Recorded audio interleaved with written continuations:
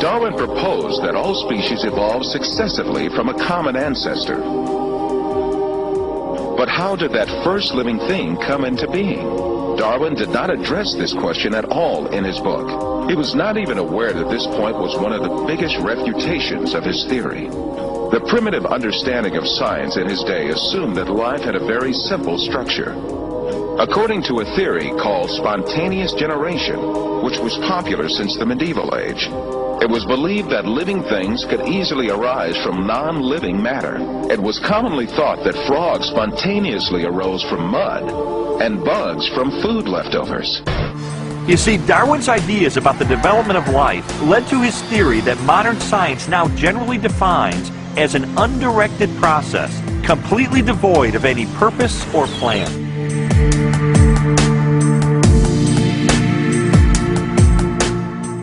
Anytime anyone criticizes Darwin's theory of evolution, evolutionists immediately cry, it's about religion. Well, the claim that all skeptics about Darwinian orthodoxy or Christian fundamentalists stands refuted by me. It's obviously not true. I'm neither Christian nor a fundamentalist. In Darwin's book on the origin of species, there's only one illustration. It's called the Tree of Life. Darwin used it to explain how every species of animal and plant that ever existed on Earth had evolved from the same common ancestor through small, gradual steps over enormous periods of time. Even though Darwin's Tree of Life is included in virtually every biology textbook published over the last half-century, contrary to what we've been told, there is no conclusive evidence of the common origin of all life. Perhaps the most damaging blow to Darwin's theory is the fossil record. The branching tree pattern of Darwin's theory is actually not seen anywhere in the fossil record unless we impose it with our own minds. So the Cambrian explosion is the most dramatic refutation of the Tree of Life. Charles Darwin offered a way to test his own theory. In Origin of Species, he wrote, "If it could be demonstrated that any complex organ existed, which could not possibly have been formed by numerous, successive, slight modifications, my theory would absolutely break down." And what Michael Behe and others have discovered is the existence of biological machinery that cannot be explained away by Darwinian processes.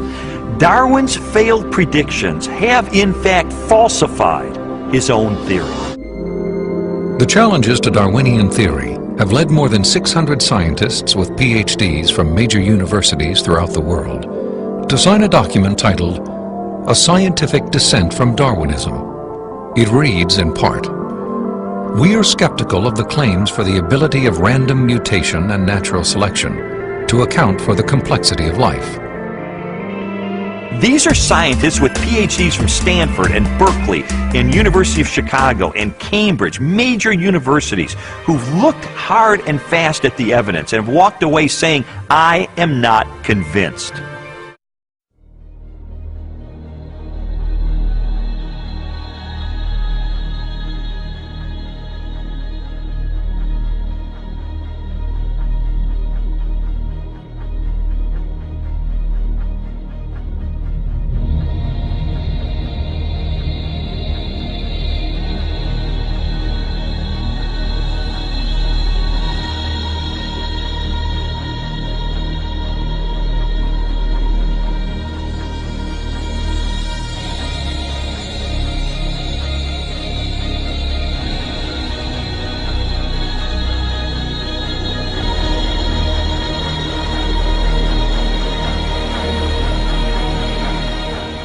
In the same way that the Prophet said in a hadith sahih, عند كل جرس شيطان, every time you hear a bell, there is a shaitan.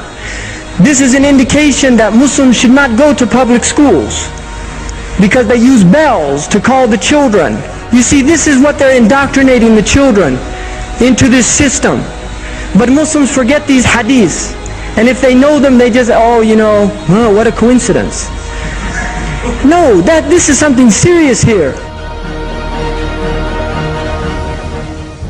One of them is called Piltdown Man. About 100 years ago in UK, they discovered the evidence that once and for all proved beyond a shadow of a doubt human beings in fact did evolve from apes. And how they showed it, here's the skull, take a look. After the two guys that came up with this had both died, it was discovered, and then they looked at it a little bit more, examined with some more progressive science maybe. The jawbone was from some monkey, and the cranium was from something else, and they mixed the two together.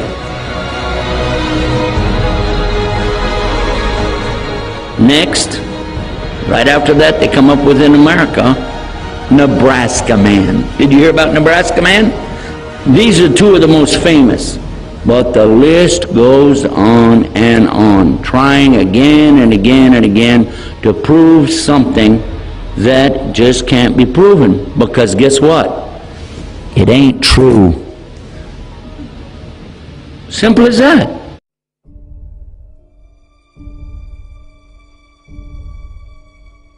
Arranging the skulls of these extinct ape species from the smallest to the biggest, and adding some skulls of vanished human races to the series, evolutionists concocted the scenario of human evolution. The project is literally the secularization of the world, to completely strip the world from religious beliefs. This is the project, and that is why it is called Novus Ordo Seclorum, a new secular or worldly order.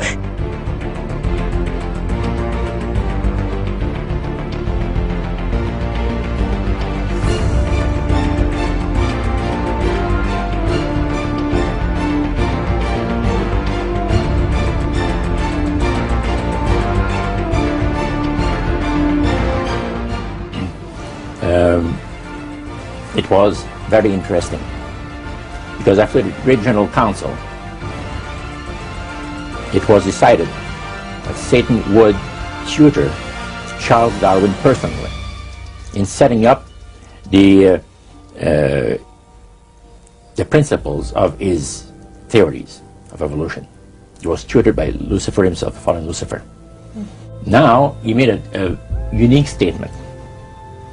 He said that according to the spirits, anyone that teaches a theory of evolution is considered to be a minister of a great religious system. See, they call it the religious system, the theory of evolution. And he said that every teacher of that theory is recognized by the spirits as a person of great value and receives a very special unction from Satan himself, giving great power to induce spiritual blindness, to convince and convert. Morals and Dogma, the classic of Freemasonry. Page 565 in this book. You can look it up. It says that Satan is God.